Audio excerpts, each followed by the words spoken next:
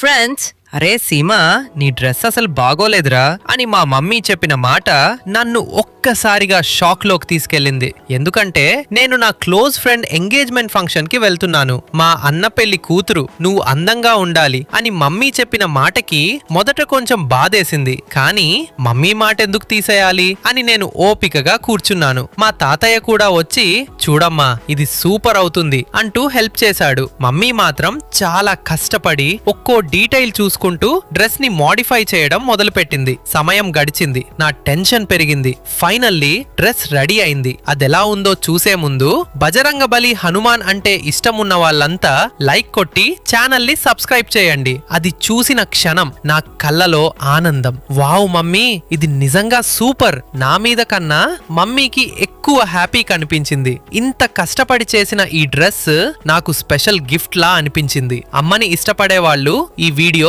Share చేయండి.